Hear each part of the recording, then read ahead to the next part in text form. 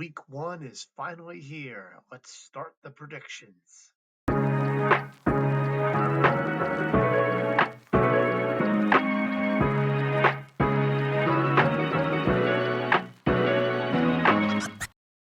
Welcome to Uncut Nonsense, the show where apparently we use slightly outdated logos in our thumbnails. I'm your host, Doc Klugman, and today is just about time for the start of the football season for the NFL as week one vastly approaches us within about maybe 24 hours or so. I'm going to be making my predictions for all of the matchups that we're going to be seeing throughout week one, starting with our Thursday night game tomorrow, and then moving on all the way to the Monday night game this coming at the end of the weekend or so. Also, side note, I do realize that some of these videos may be a little bit out of order. We finished my predictions for the standings of the NFC conference. AFC conference is still a work in progress. Obviously, I just wanted to make sure that we do have our predictions in before the actual start of the first game, which would be the Dallas Cowboys at the Philadelphia Eagles. So, more of that will come. Rest assured, I will be getting the rest of that out for you guys. Obviously, time restraints in my own personal life has gotten in the way, but again, those will be on the way pretty soon within the next day or two of my overall views and standings of the teams in the AFC by division. So, kicking off, starting off, we have our Thursday night game. The Dallas Cowboys taking on the Philadelphia Eagles. Philadelphia Eagles, of course, are our returning Super Bowl champions. They're going to be playing host and doing a whole wonderful ceremony for themselves.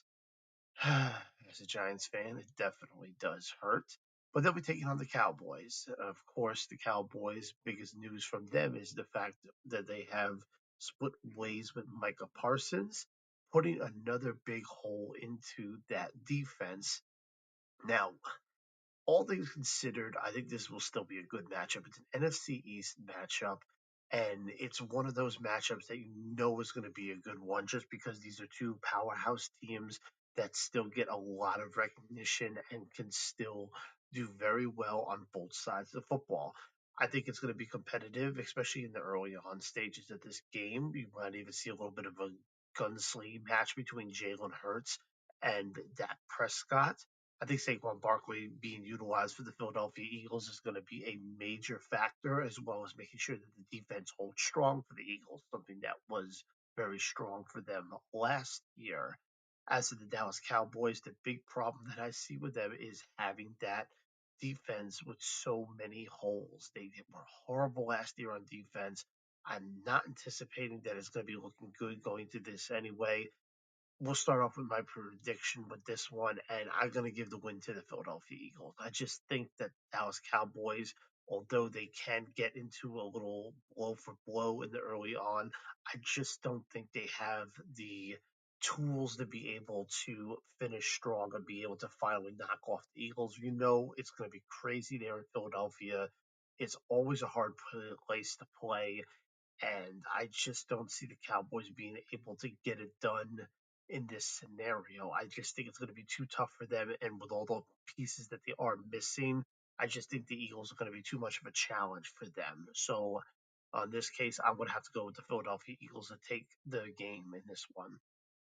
Next up for the Friday evening game, the next day, you have the Kansas City Chiefs taking on the Los Angeles Chargers. So the Chargers technically are going to be the home team in this scenario. However, a little asterisk next to this is that the game will be played in Brazil. They did this last year for the first time between the Philadelphia Eagles and the Green Bay Packers. They did this during week one, and it looks like they're going back to this and might even be making this a trend here with the NFL. As you know, prior they've had games that were taking place in London, going back to over about 10, 20, almost 20 years ago. They started doing that for regular season games. We've seen them play in Germany. We've seen them play in Mexico City. And now we're seeing them play in Brazil, obviously trying to stretch to areas across outside of the U.S. including Europe and other places in South America.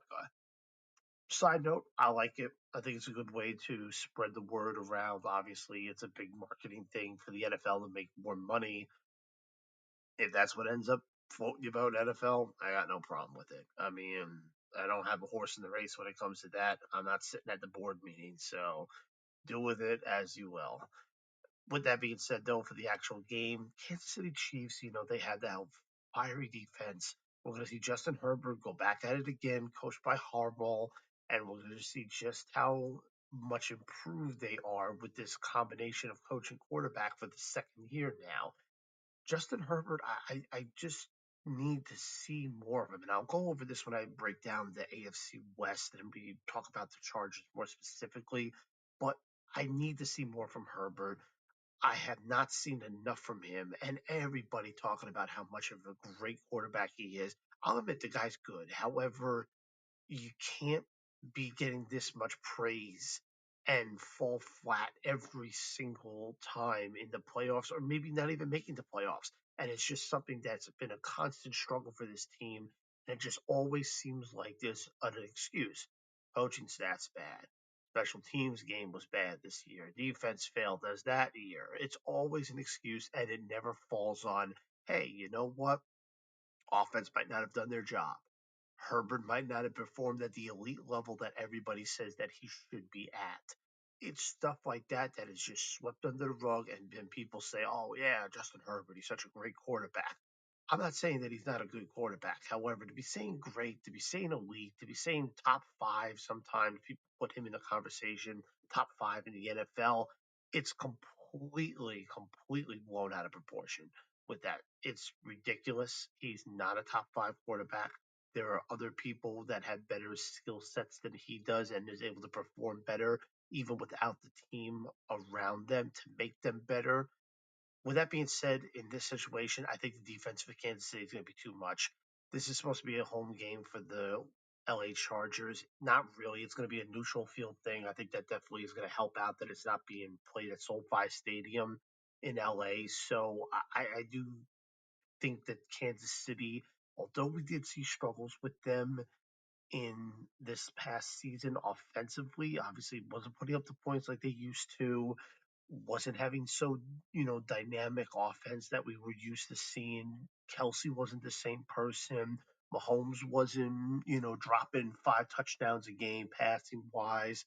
Like it was different the offense. However, when you have that defense that still lights out like that, I gotta give the win in this case over to Kansas City. I'll take Kansas City in this game. Next up, we have the Miami Dolphins and the Indianapolis Colts. This one's going to be an Indy, and it's going to be a matchup basically of the two teams that finished second in the division. One of them was still kind of blown out in regards to Miami by their divisional counterpart in Buffalo, and Indy kind of just short circuited near the end of the season and did not end up getting the job done the way they should. Now, you got Tua obviously in there. His big thing for him is if he stays healthy, without Tua, the team's a mess. With Tua, the team is incredible, or at least a lot better. And they have that dynamic offense. Tyreek Hill is coming back in there. Plenty of other, problems with him at the end of the season, but he's back there for the Miami Dolphins. It's going to be a hot receiving core that Tua can throw to. He's also got some wheels on him, so if he has to run, he will run. And as for Indianapolis, you just don't know what to expect when it comes to the quarterback situation, when it comes to how the defense is going to be able to perform against a high-powered Miami offense that once Miami's clicking, they're clicking hard. I just don't know about this one just because there's too many variables for Indianapolis. I would usually go against Miami when they're on the road just because Miami's not a team that handles being on the road and outside of Miami well. However, it's mostly due because of the weather, from what I can gather. And if they're going to have a weather still in an okay climate, especially this early on in early September, I'm anticipating that I think Miami could squeak out this road win. It's going to be a tough one. I can see this game going either way, but in the end, I'll give it to Miami. After that, we have the Pittsburgh Steelers taking on the New York Jets. This one's going to be in New York or New Jersey, whatever you want to call it. And it's basically Aaron Rodgers' old team with him and now in his new team in Pittsburgh. And you can, in the side note, you can say the same thing about Justin Fields. Remember, Justin Fields left Pittsburgh and ended up going to the New York Jets. So it's going to be basically a swap of the quarterbacks in this first matchup. Not surprised these two teams are playing each other right out of the gate because everybody on paper wants to see this matchup because they want to see how things are going to be in this scenario. Is Aaron Rodgers going to be the broken down Aaron Rodgers that we saw with the Jets with no protection? Is Justin Fields going to keep sort of that positive trend that he had when he started the first several games of the season last year against the Steelers? A lot of questions, honestly.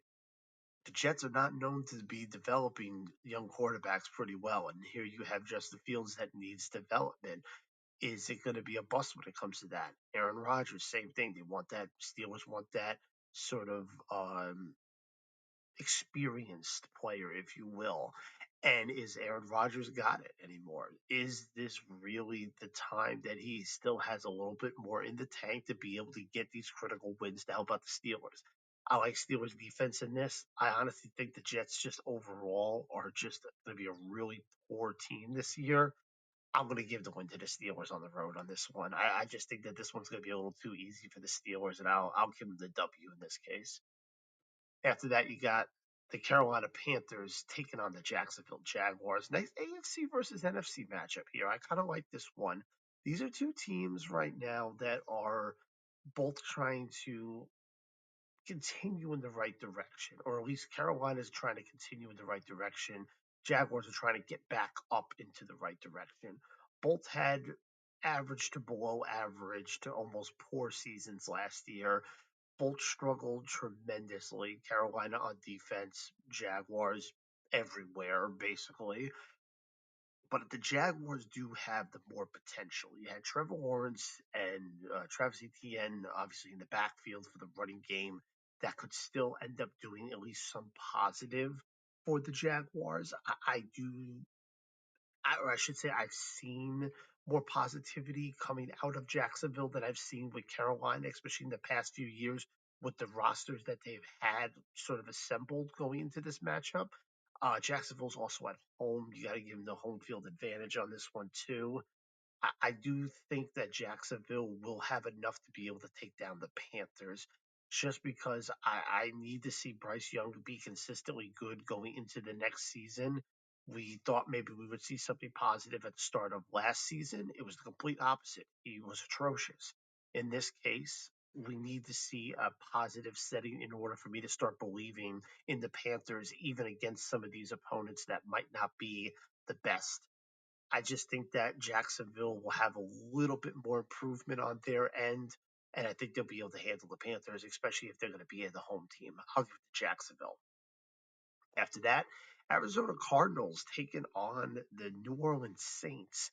You know, I said in my recaps of these teams for the NFC that the Cardinals were that dark horse. They were the ones that needed to have a lot going right. They needed to, make sure they maintained the running game.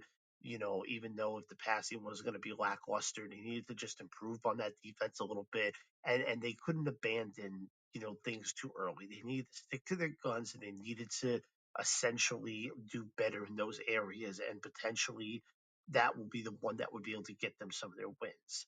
As for the Saints, I mentioned I'm having a hard time finding out who the Saints are, who are their players, what positivity have they put forward. I think they're just going to be an awful team this year.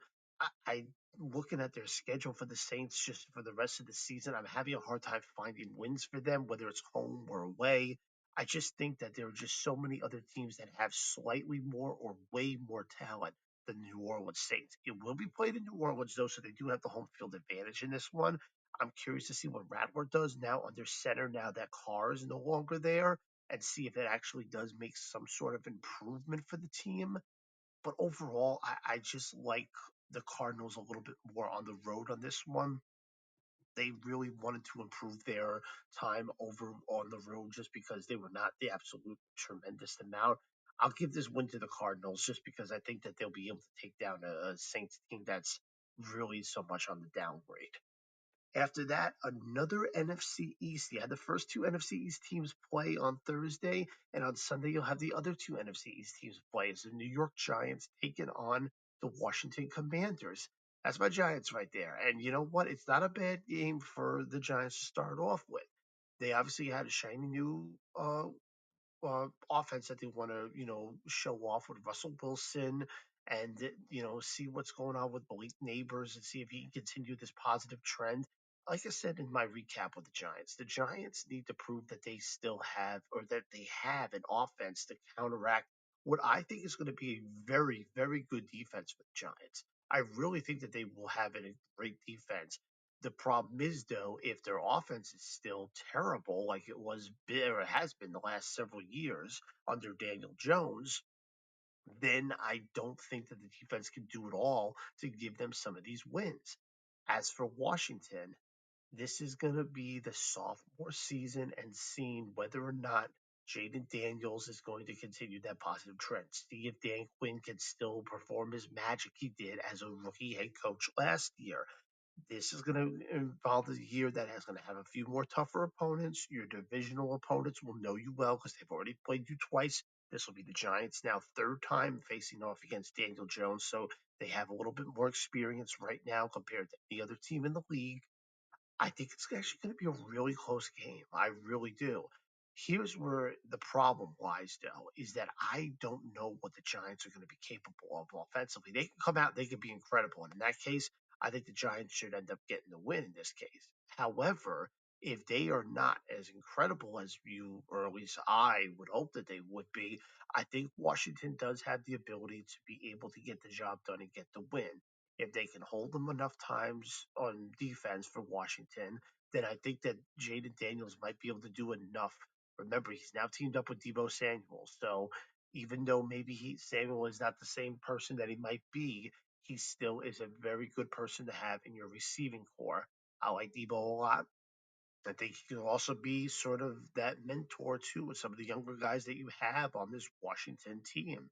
So in this case, I hate to do it because I'm a Giants fan, of course, but I'm going to go with Washington on this one. Washington's also at home. I think they're going to have a lot of firepower going into this year, especially with the positive sort of feeling at the end of last year. Yes, they lost in the NFC Championship to the Eagles, but nobody even anticipated them making it to the playoffs. So they're on cloud nine right now, while the Giants are just trying to get their footing together.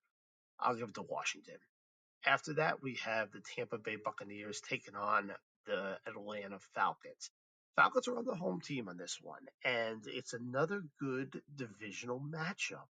And I do like Tampa Bay in this case just because it's going to be Baker Mayfield trying to show off and trying to do what he, tried to pick up basically what he did last year, having another incredible year. The offense was amazing, a lot of top five finishes in the league from multiple areas of that offense. And then you have the Atlanta Falcons, where we'll have a dose finally of Penix, the rookie quarterback last year, second year coming in this one. He'll be starting the season. Kirk Cousins is going to be the backup. I like it. I really do. Kirk Cousins is not going to be the answer for you guys long term. You might as well exercise that quarterback that you drafted last year. You drafted him for a reason. You better use him because if you don't, then I don't blame him for looking around to other areas eventually in time, especially given the situation. It's not like, Penix got drafted and their starting quarterback was amazing, so he naturally was going to sit like you'd seen the last several years with Green Bay, or the last several decades with Green Bay, I should say, between Favre and then Rodgers and then Love and all that other good stuff. So in this case, it's Penix time. Let him see if he can end up doing something with this. I really want to give the Bucks the win in this one because I just think even though they're going to be on the road, I think the Bucks do have that dynamic offense. Something is telling me the Falcons, though, in this case. But I'm going to go against my little, other instinct that's telling me I'm going to go with my gut on this one. I'm going to take the Buccaneers because I think the Buccaneers are going to be able to get that win. So I'll go with the Bucks in this one, even though they are the road team.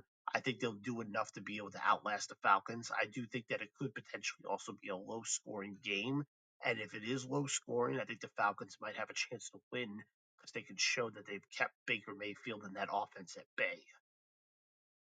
After that, you have the Browns taking on the Cincinnati Bengals. Browns are the home team in this one, and well, that's probably one of the only benefits that they have in this matchup at the moment. The other thing might actually be that the Bengals are a very slow starting team. Obviously, the defense for the Bengals is absolutely atrocious. They can't stop a nosebleed. And then for the Browns, you have the quarterback circus. You have a beat up offense. You have nobody that wants to honestly be there. I don't even know if the fans want to be there, to be honest with you. But I think that this one, even though the Bengals do start off pretty slow at the start of the season, I think that they can take down their divisional opponent, the Browns. Now, if you were talking about playing a team like the Ravens or the Steelers, I would be considering giving them a force to win over the Bengals. But I think the Bengals get lucked out in week one by playing a very, very, very weak opponent in Cleveland. But I could be wrong. Cleveland's defense might be able to do something nice, or they might be able to shock you when it comes to Joe Flacco because Joe Flacco's starting. But I can't go against the Bengals in this one just because they have the better matchup against Cleveland. I'll go with Cleveland. I'll go with Cincinnati. Excuse me. After that, we have the Las Vegas Raiders taking on the New England Patriots. This one's in Foxborough. And, there's a lot of good matchups where I'm liking a lot of the road teams on this one. Obviously, some of this is just because it's week one and I don't know what to expect fully going into this new year because you never know with the roster changes. There could be some roster changes that turn out to be much more dramatic, which causes some of these teams that you think will do better will do worse, and some of the teams that you thought was not going to be so good actually do better than what they did. It happens every single season. So week one is always kind of difficult to predict just because whatever the roster is currently, you don't see them on the field until week one. Preseason is just nonsense because it's at this point it's just basically second and third string and even fourth stringers coming in and playing almost the whole game. So, but in this case here, it's Geno Smith starting off with the Raiders. You got, of course, the new coach in Pete Carroll. It's a really good matchup, and I think the Raiders. This is their opportunity to sort of go in and play a weaker opponent, just like I was talking about the Bengals getting lucky by playing all weaker opponent, even though they're the road team. And I think this is a good way for the Raiders to get that first win. Although I do like the Patriots, I do like the development that they're doing. I just don't see the Patriots as a strong enough team this year. I think there's going to be some matchups where they just end up just getting outbeat by their opponent pretty easily. This is a game that obviously can go either way too. Both of these teams did not do good last year. Both of them have their struggles. Both of them will still have struggles in certain areas this year. But in this case, I'll go with the Raiders on the road just because I think that they might be able to do a little bit more. And it's obviously a new combination with quarterback and coach. After that, you have the Tennessee Titans taking on the Denver Broncos. This one's in Denver. It's going to be a hard one because it's always difficult to play in Denver. If if you see Denver at Denver on your schedule, then you just know you're in for a rough one. Cam Ward, the rookie, number one overall draft pick, he's going to be probably making the start in this one for Tennessee. I just don't see enough firepower for Tennessee. This one was quite easy for me. Even if Bo Nix takes a step back potentially a little bit, I think they'll have enough to easily beat the Titans. This one's going to be too easy for me. I say that now, but watch Tennessee win. But I'll go with the Broncos on this one at home. But then you have the San Francisco 49ers taking on the Seattle Seahawks. This one's going to be in Seattle, and then Seattle struggled a lot last season at home, even though at home usually would be their bread and butter back then. And you have a San Francisco team that's a little bit more beat up. Now with this one, I'm saying that I was having issues trusting Seattle because I did not know how Sam Darnold was going to be as a new quarterback in there, and I think it was going to be a rough scheme for them. That being said, too, on the other side, I had reserves with the 49ers just because of their injury problems that they've dealt with. It crippled them last year to basically be a non competitive team. Here's the difference, though. In those two concerns that I do have, the San Francisco 49ers are pretty much healthy going into week one, as pretty much every team. The Seattle Seahawks are still have Sam Darnold. And I hate to rip on the guy because I don't think he's that bad of a quarterback, but I worry about how he's able to adjust to another new team with another new scheme. And I think it will take time. I think Seattle has the opportunity to potentially win this game. They're also the home team. However, I'm going to give this one to San Francisco just because I think that San Francisco, with a healthier roster, is able to take down a team like the Seattle Seahawks. I'll give it to San Fran on this one on the road.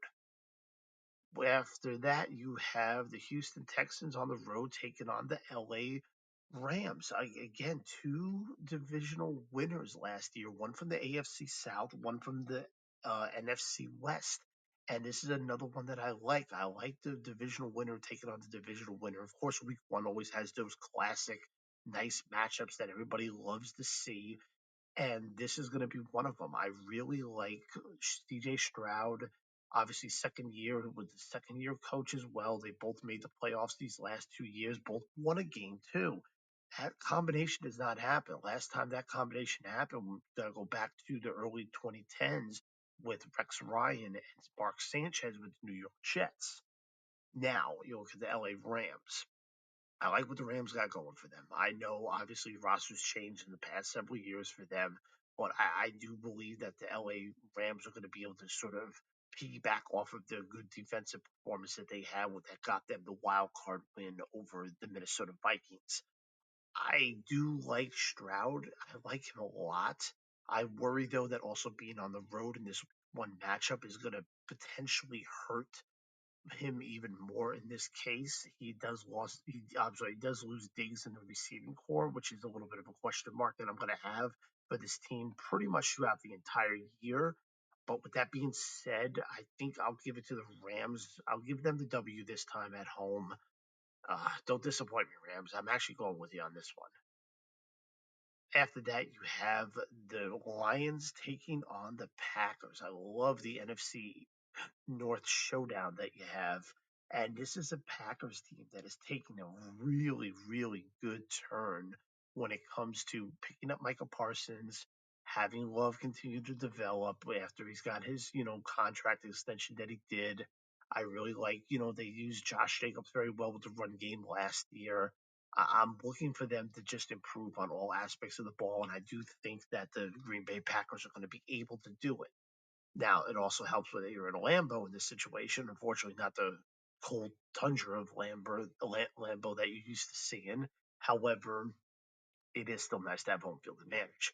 You have also the Detroit Lions. Now, the second time these two teams play each other in Detroit, that'll be on Thanksgiving. So we'll see what happens when it comes to that matchup and how those teams have developed. But with the Lions, I don't know. I think it's going to be hard going in and getting that quick road victory. I wouldn't be surprised if they do end up getting the road victory, but I think the Packers are just on another level, especially at the moment, picking up and improving their defense. That I'll give it to the Packers in this case. I really like the Lions. I think the Lions will still give them a run for their money. I think it's going to be a very high scoring game, too. This is going to be a shootout. I really believe that.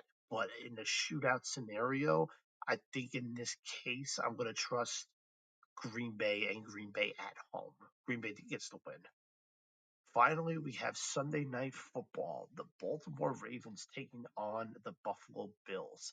This is going to be a really good matchup. I really like this one too. They're saving most of the ones for the very end, of course, so we can get all our money's worth and all that other good stuff right there. The Ravens, obviously, you have the nice combination 1-2 punch on the running game of Derrick Henry and Lamar Jackson. The Buffalo Bills, you have Josh Allen, who was the MVP last year. Not my vote for MVP, if you ask me, but he is the MVP of last year, and it's going to be played in Buffalo. Buffalo has that ability to start off strong with a lot of hardcore firepower. We've also seen Baltimore slip up a lot of times in the beginning of the year. Sometimes they don't get their footing right away, and sometimes it ends up hurting them by stacking a few early losses before they absolutely plow through their opponents at the end of the year.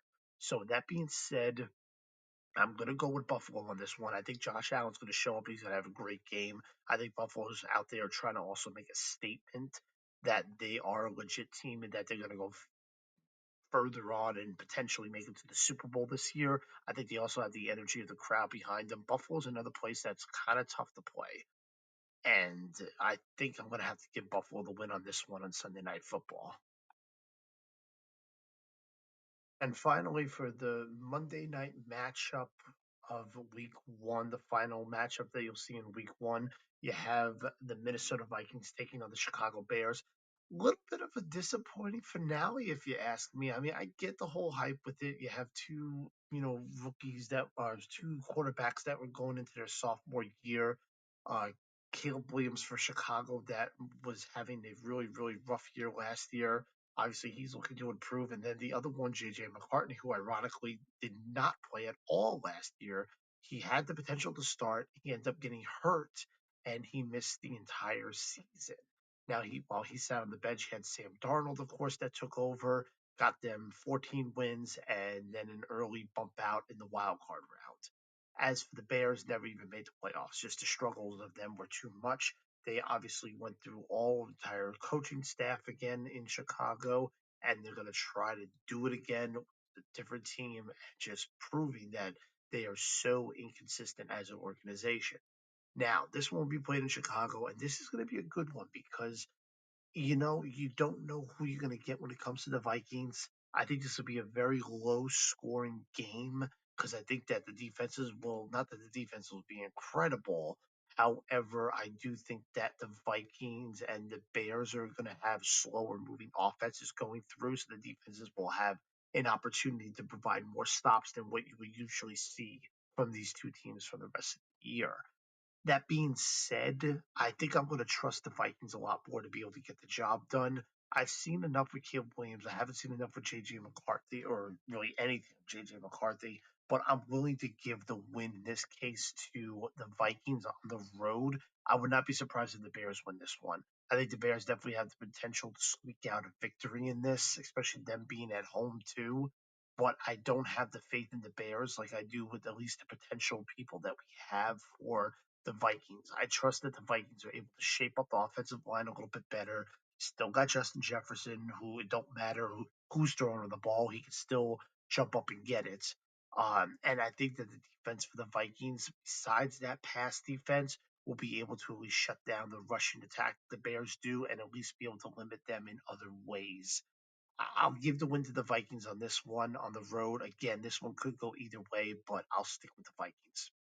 That'll do it. And that will do it for the week one predictions. Obviously, I'll be keeping track of this. I'll be going over and just keeping track of all of the footage and also just keeping tally of my record every single week. Obviously, I'll add to the record and then we'll see where I stand at the end of the year, if it's actually passable or if I really just am not good at this. So, with that being said, thank you all very much. I hope you guys definitely enjoyed.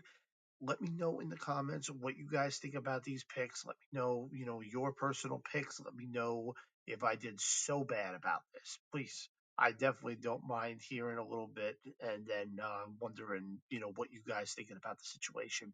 If you like to be here, feel free to subscribe. Definitely, definitely will help me out a lot and help me improve with this. And other than that, my name is Doc Klugman, and I'll see you in the next one.